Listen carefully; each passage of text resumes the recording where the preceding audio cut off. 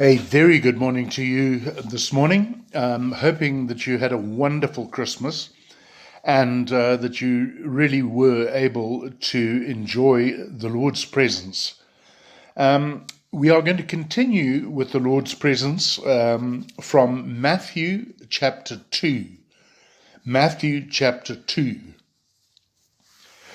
If the Roman Caesar Augustus was virtually the ruler of the world, and beginning to believe that he was in that role at the behest of the gods, and if King Herod ruled over Judea for Augustus by, in part, manipulating the religion practiced in the temple of Yahweh for his own ends, and if the heavens were heralding the arrival of the one who had been born the King of the Jews, then the world's stage, indeed the cosmic stage, was set for conflict.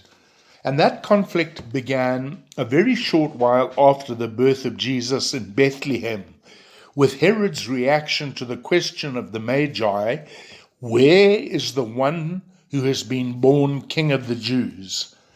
That conflict represented the resistance to Jesus who had been born. The resistance to Jesus who had been born. At a human level and at the level of cosmic principalities, Jesus, God's Messiah or Anointed One, God's Deliverer, God's Savior, was going to be resisted. The first part of that resistance consisted of Herod's desperate response. His desperate response. When the Magi arrived in Jerusalem asking, where is the one who has been born King of the Jews? Herod responded like a man who had lost control, who had lost it completely. Firstly, we are told that he was fearful in verse 3 of Matthew chapter 2. We are told that when King Herod heard this, he was disturbed, and all Jerusalem with him. The word disturbed here is in the passive voice, indicating that the man had become emotionally disturbed. In fact, he was terrified. He was gripped by a deep-seated fear, which had its origins from outside of himself. And the particular significance of this word in the Gospels is that it refers to an emotional shock brought about not by human action, but by divine action. The same word is used in Matthew 14:26, when Jesus walked across the water towards the disciples in the boat. We read, when the disciples saw him walking on the lake, they were terrified. It is a ghost, they cried out in fear. Somehow, the divinely inspired inquiry of the Magi, inasmuch as it related to Jesus, induced real terror in Herod. Secondly, he was also frantic. He was frantic. In verse 4, we read that when he called together all the people's chief priests and teachers of the law, he asked them where the Christ was to be born. Herod didn't calmly ask the chief priests and teachers of the law, well, where is this Christ who has been born? He was frantic, repeatedly asking, where is he to be born? Where is he to be born? The man was beside himself and just had to find out where the King of the Jews was to be born. In Bethlehem in Judea came the answer from the high priests, the answer which Herod was desperate to hear. Thirdly, and after a while, Herod became furious, absolutely furious. Having got his answer, Herod then sent the Magi off to find the Christ, on the understanding that once they'd found him, they would report back to him and tell him exactly where in Bethlehem this new king was.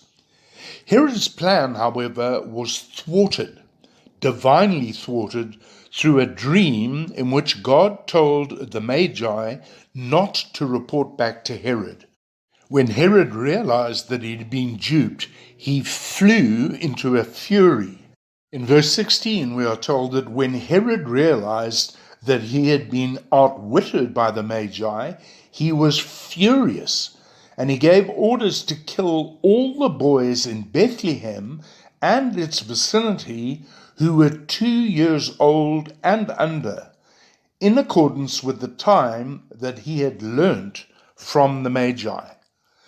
Herod, in a modern idiom, had a fit. He had an absolute cadenza. He went wild with rage.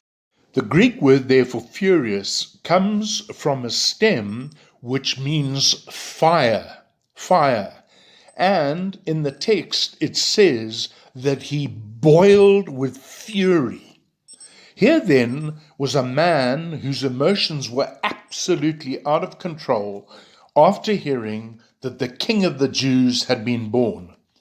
And to me it's highly significant that Jesus' presence elicited exactly the same sort of response from all the powers of darkness. When he arrived, for example, in the region of the Gadarenes in Matthew 8:29, it records for us that the demons who had control of 2 men screamed, "What do you want with us, Son of God? Have you come to torture us before the appointed time?" Similarly, in Luke 1:23, when Jesus was in the synagogue in Capernaum, we read that a man who was possessed by an evil spirit cried out, "What do you want with us, Jesus of Nazareth? Have you come to annihilate us?" Jesus' presence, whether as an infant or an adult, elicited this desperate, despairing response from certain human beings and from all demonic forces. Why? Well, the second part of the resistance against Jesus provides us with deep-seated reasons for such a response. In my understanding, Herod responded as he did because Jesus represented a twofold threat to him. Firstly, Jesus represented the threat of opposition. As we saw a while ago, Herod had been given the title King of the Jews by Caesar. And that title and the responsibilities it carried meant that Herod had to rule Palestine with an iron fist if he was going to remain king. But more than that, and again, as we've seen, Herod was not exactly old King Cole. He was ideal for such a job. He was hugely ambitious, brutally cruel, emotionally unstable, and prepared to do anything to keep his job and his title. So, when the Magi arrive in Jerusalem asking, "Where is the one who has been born King of the Jews?" Herod hears that, and he knows that he has opposition. He hears that another king of the Jews has been born, and he goes apoplectic with paranoia. He doesn't just face threat of opposition, but secondly, too, Jesus represented the threat of domination. Not only is Jesus portrayed by the Magi as a political rival, but also as someone who has divine dominion over human beings. The Magi continue with their questions and asked, "Where is the one who has been born King of the Jews? We saw his star in the east and have come to worship him."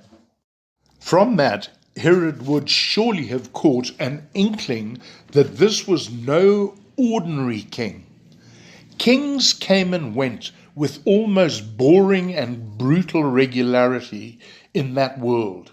But here now is a king whose birth has been signaled by some sort of extraordinary astrological phenomenon. A star had alerted the Magi to his birth.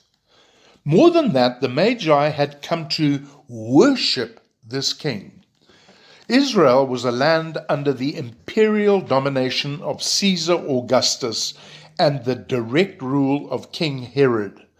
What kind of king could this possibly be who would elicit worship, both submission and allegiance, from a group of royal astrologers from way east of Jerusalem? Herod was Jewish enough, in fact he was an Idumean, that is, he was half Jewish, and he was married to a Jewish queen, and he knew enough about Jewish hopes to realize that this king, about which the Magi had spoken, was not just some political rival, but conceivably someone whose dominion Herod might be forced to submit to. And he was not going to do that because he did not submit to Yahweh in the first place. Behind all this, and recorded in the scriptures, Satan is given a number of titles, including the ruler of the kingdom of the air and the prince of this world. Somehow, it seems, Satan exercises authority over this planet. He rules over this fallen creation, and he does so in direct opposition to the rule of Yahweh, the God of Israel. Thus, when Yahweh sent his Son, Jesus Christ, to begin to re-establish God's rightful rule, that is, his kingdom over this earth, Satan was going to oppress him and oppose him. And Satan was not going to be dethroned by God's Messiah. Rather, he was going to use human beings under his control to make sure that the Messiah didn't, as it were, ascend the throne. One such human being Satan was going to use to achieve this was King Herod. And that leads to the third part of the resistance to Jesus, and that is the diabolical results. The diabolical results of Herod's actions. After he had got his seething emotions under control a bit, Herod firstly did some sinister planning, really sinister stuff. And there are two aspects to this planning. Number one, the planning involved darkness. It involved darkness. In verse 7 we read, "Then Herod called the Magi secretly and found out from them the exact time the star had appeared." Had Herod's intentions towards Jesus been honorable, then he would have asked the Magi when the star appeared in the presence of the chief priests and teachers. But he didn't. Instead, he called them secretly and found out when this had all started. One of the great characteristics of Satan and his human followers' activities is that they involve darkness, great spiritual darkness. That is, they are hatched and carried out in secret. So, in John 3:19 we read, "This is the verdict. Light has come into the world, but men loved darkness instead of light because their deeds were evil. Everyone who does evil hates the light and will not come to the light, for fear that his deeds will be exposed."